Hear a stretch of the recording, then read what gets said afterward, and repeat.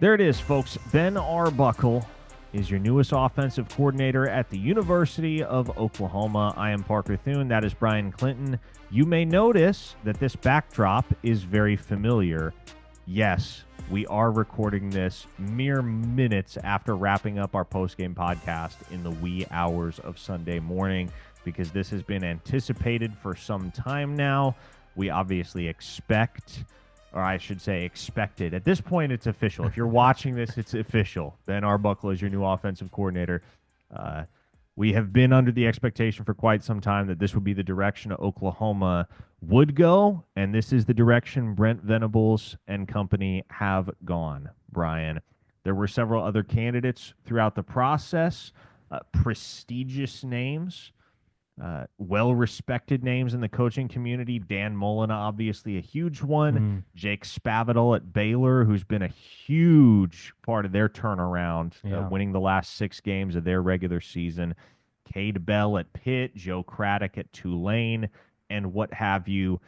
But the Sooners land on Arbuckle, a 29-year-old native of Canadian Texas, who has only been in the coaching profession for a total of 7 seasons.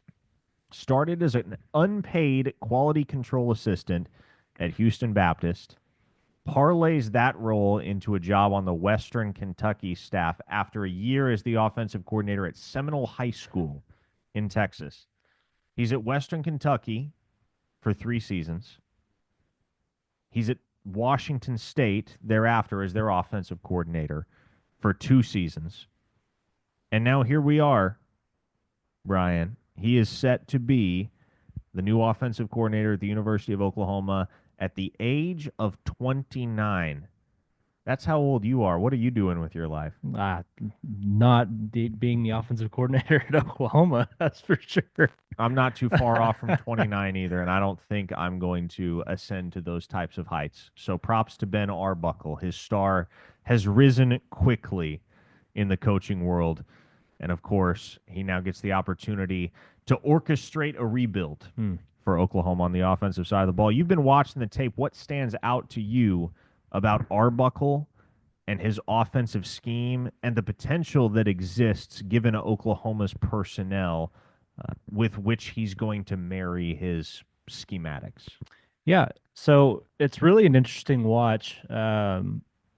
The more that I dug into his story, the more I realized just how important Zach Kitley has been to Ben Arbuckle's development as a coach. And so, as much as you watch things at Washington State and watch how he does things there, you can also take what they do at Texas Tech and really look at that holistically as what Oklahoma's going to try and implement going forward. Now you hear air raid.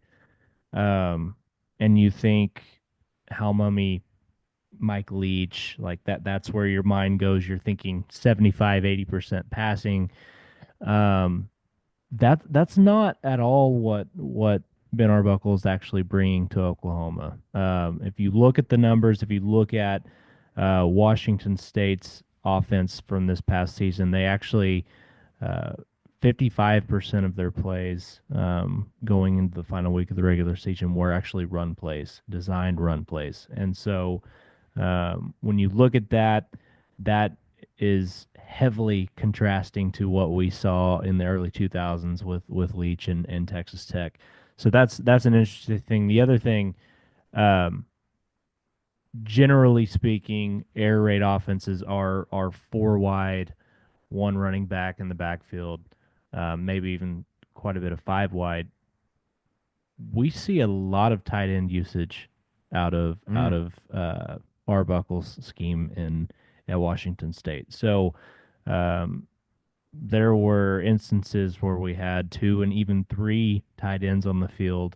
So really, what I think you can really hang your hat on, or what you can expect from him, the things, the concepts that come along with air raid are going to be the tempo, which that's not anything new to Oklahoma. Tempo at Oklahoma has always been a thing. A quarterback that's able to make changes at the line of scrimmage, pre-snap audibles, and then obviously just trying to space things out and make things difficult for a defense horizontally and vertically. One of the concerns that's been widely circulated surrounding Arbuckle's candidacy is this guy really, he's only 29. He's been a play caller for 3 seasons, and Mm-hmm. Oklahoma's going to hire him. Brent Venables is going to stake his future as Oklahoma's head coach to a 29-year-old offensive coordinator. And to that, I would say, again, Brent Venables has spoken with all these candidates. He's interviewed Yeah. all of them. He's gotten a very good idea of who fits his vision and who doesn't, who is a serious player and who isn't. And if he has come to the conclusion at the end of this process that Ben Arbuckle is capable of carrying the weight as Mm. the offensive coordinator at the University of Oklahoma, there's not much of a reason to doubt that. Now, another concern that has been voiced, Brian, and I'll let you address this one, is that, well, Ben Arbuckle runs his quarterback too much. There's not enough of a traditional run game when you look at what Washington State does. It's a lot of John Mateer running the football. Your response to that would be what? I think, generally speaking, that is how most people would want to get away from that. But their third most common run play after breaking everything down is scramble and is scrambling, and so a lot of Mateer's production has just been a result of my first two or three reads that I can get out aren't there. I'm going to tuck it and pick up 10 yards and move the chains and continue putting pressure on the defense. And so we're seeing it more and more often. The game has changed so much, just even in the last half decade. You almost have to have a mobile quarterback to be somebody that is being taken seriously offensively. You're almost, if you don't have a generational passer, you are behind the sticks if you don't have a mobile quarterback. And so that's really just the game changing in and of itself. But yeah, I think there's going to be a focus on running the quarterback, but in a scheme like this, when it gives you numbers, why not? Two things here, and they kind of roll into one. Now that Arbuckle is going to be Oklahoma's next offensive coordinator, there is an expectation among Sooner fans that they're getting John Mateer, right? Because this is something that's been talked about, Yeah. and not just in OU circles, but there is kind of the expectation that, okay, here comes Arbuckle and Mateer's in the sidecar, right? Those two are joined at the hip. They're a package deal. John Mateer's going to be an Oklahoma Sooner next season. Now, as it stands, he's not even in the transfer portal. So let's not get too far ahead of ourselves. And I can't promise necessarily that even if he does get in the transfer portal, Oklahoma's not going to face some very, very stiff competition and major NIL offers for Mateer's services. So that aside, let's kind of hedge our bets here and approach this from two different angles. Let's say the expectation holds and Mateer does follow Arbuckle to Norman, and he is at Oklahoma next year. What's to like about his game and the way that he operates in Arbuckle's offense? But then let me throw you a second question on the back of that one, which is we heard Brent Venables last week talk about an offense that in his mind is not contingent upon the existence of a superstar quarterback to operate within the scheme, but can thrive with any number of guys as the trigger man. If it's not John Mateer for one reason or another playing quarterback at Oklahoma next season, what about Arbuckle's scheme makes you confident that whoever may be running it, be it Michael Hawkins or Brendan Zurbrugg or take your pick, is going to be able to experience success within the scheme? On the first side of that, if John Mateer does end up becoming an Oklahoma Sooner, I think one, you're picking up a guy that look no further than what Cam Warren has done at Miami. People often forget Cam Ward played for Ben Arbuckle a year ago before going to Miami, and so Mateer is the kind of guy that he has that the gamer mentality, like very much so. I'm going to do what I need to do to win this football game, very in the moment, and his physicality is a little surprising. I mean, at times, that just the way that he runs the football. Uh, Oklahoma fans will be very familiar with this, just having watched Jackson Arnold over the last few weeks.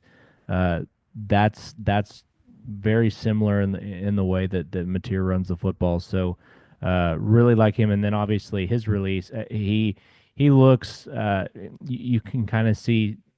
I have no idea if he has a baseball background, but it certainly looks as if he does with his release. And there's some unorthodox to it, but man, it works. Like it looks great. He's got great velocity. Love his game. If he doesn't come to Oklahoma, if he ends up staying at Washington State or going somewhere else, I think the beauty of all of this is Mateer was not a highly recruited guy out of high school. No, a 2-star, as a matter of fact. Cam Ward was not highly recruited out of high school. A 0-star, as a matter of fact. And both of those guys had immense success with this offense. And so does that mean it doesn't matter? You could go pull a guy out of the dorm room and have him come play quarterback for Oklahoma and he'd have success? No, that's not what I'm saying, but that's not going to happen anyways. You've got guys like Michael Hawkins potentially coming back.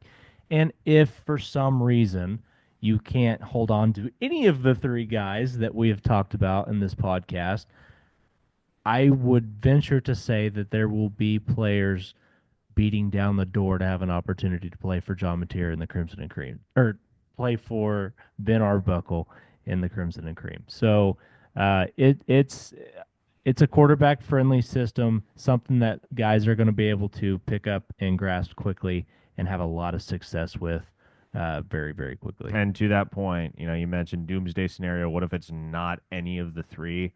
Man, having watched Brendan Zurbrugg, he's got a lot of John Mateer in him. Yes, from the athleticism to the baseball release, there's a lot of similarity there. Yeah. And obviously, we have no idea what it looks like with Zurbrugg yet because he has not touched the field at the collegiate level. But again, to your point, with Arbuckle, there is that. Well, there's quite frankly the resume that would indicate, based on what he's done at Western Kentucky and Washington State, hey, you don't need a superstar to make this work. Yeah. You don't need a guy who's going to go be in New York City for the Heisman ceremony at season's end to get the offense humming, to score points, to win football games. And that's what it's about right now, Brian, for Oklahoma. It's not about having a Heisman Trophy winner at the quarterback position. OU's had plenty of those at the quarterback position. Right. They don't need another one to recruit the quarterback position effectively. Yeah. But what they do need is they need to score points. They need to sustain drives. They need to put their excellent defense in position where it's not pitch a shutout or bust. Right. To win a football game. Yeah. And, something else that kind of goes untalked about with this situation, Zach Kittley and the offense that they are running down in Texas Tech, Taj Brooks rushed for over 100 yards in every single game this season. Every game that he appeared in, he went over the century mark. That is by design. That is something that a guy like Xavier Robinson should be extremely excited about. If, obviously, I say if, now that Arbuckle is the guy in Norman, that's something you should be excited about because there are going to be opportunities not only to score quickly, but you also are going to be able to run the ball consistently, chew clock, and have an overall efficient offense. And really, it is an exciting prospect to think about because with the level of talent that he has done this with to this point, for him to inherit the talent that he has at the Oklahoma roster, the sky is the limit for this offense. Hey, folks, if you're an OUinsider.com subscriber, we kept you up to speed at every step of the coaching search throughout the entire process as Oklahoma zeroed in on their next offensive coordinator. Obviously, their man is Ben Arbuckle, and moving forward, OUinsider.com is the place you're going to want to be for exclusive team intel, recruiting intel. We've got it all for you.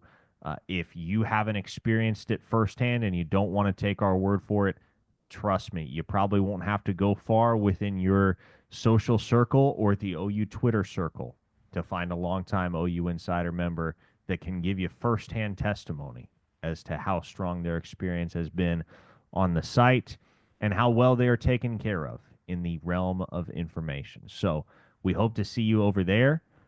If you are watching this before 11:59 p.m. Eastern Time on Monday night, you can still get the 75% off Black Friday special.